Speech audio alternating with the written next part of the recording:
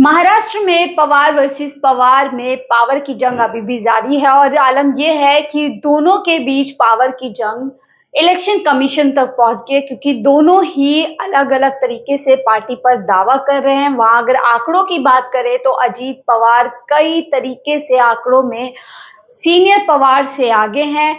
आज अपने अपने विधायकों के साथ बैठक की, यानी एक तरीके से बुधवार को शक्ति प्रदर्शन पवार द्वारा किया गया।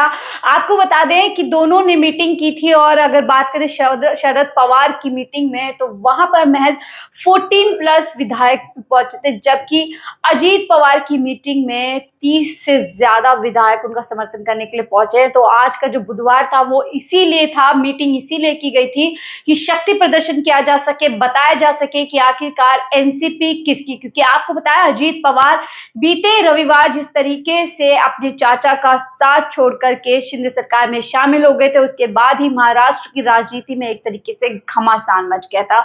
घमासान इस हद तक पहुंच गया कि इसके बाद यह सवाल उठने लगा कि आखिरकार इतनी पुरानी एनसीपी अब किसकी होगी। क्या एनसीपी की बागडोर जूनियर पवार के हाथों में चली जाएगी या अभी भी शरद पवार ही उस बागडोर को संभालेंगे। इस गहमागहमी के बीच में मामला जो है इलेक्शन कमीशन तक पहुंच गया। इलेक्शन कमीशन ने दोनों को ही ये मौका दिया है कि वो साबित कर सके कि आखिरकार विधायक किसके साथ में, और फिर जाकर के ये तय होगा कि एनसीपी की पावर किसके हाथ में होगी।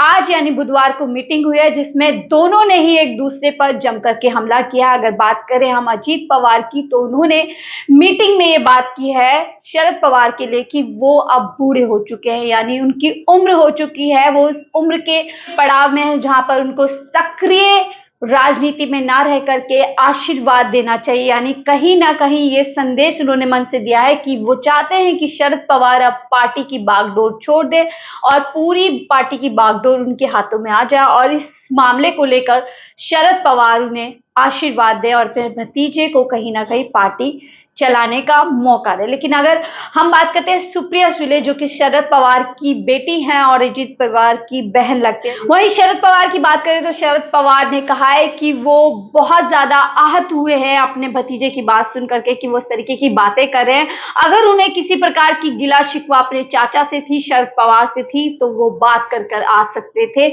उनका इस तरीके से उन लोगों से मिल जाना जिनकी विचारधारा उनसे नहीं मिलती है, तो कहीं ना कहीं उनके इस तरीके से वो आहत हुए हैं। अब बात करते हैं सुप्रिया सुले की, जिनको हाल फिलहाल में ही एनसीपी की कमान दी गई थी। सुप्रिया सुले ने बहुत बड़ा हमला भारतीय जनता पार्टी पे किया। आपको बता दें प्रधानमंत्री मोदी ने कई बार एनसीपी पर भ्रष्टाचार के आरोप लगाए हैं और एक उनके नारे को कोट करते हुए सुप्रिया सुले भारतीय जनता पार्टी पर बहुत बड़ा हमला करते हैं। वो कहते हैं जो ये कहते थे ना खाऊंगा ना खाने दूंगा, आज वो एनसीपी को ही खा गए।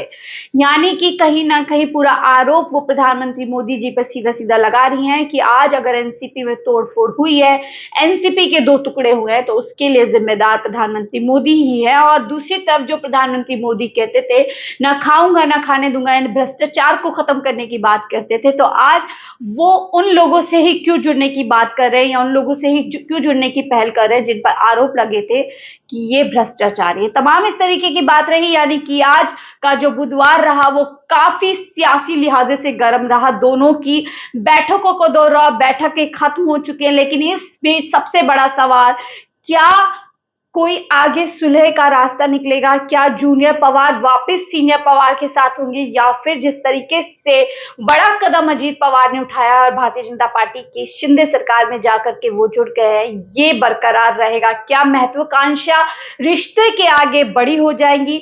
ये तमाम ऐसे सवाल हैं जिसका जवाब आगे मिलेगा। फिलहाल महाराष्ट्र से निकली ये सियासी बगावत आने वाले 2024 में क्या बड़ा मोड़ लेगी, ये एक बड़ा सवाल है। इसके जवाब वक्त रहते मिलेंगे। आप हमारे चैनल को इसी तरीके से देखते रहें, लाइक शेयर सब्सक्राइब जरूर करें और आप इस पूरी सियासी घमासान के बारे में या जो सियासी घमासान महाराष्ट्र से चलकर अब पूरे देश में फैलने वाली है उसके बारे में क्या सोचते हैं कमेंट बॉक्स में जरूर बताइएगा।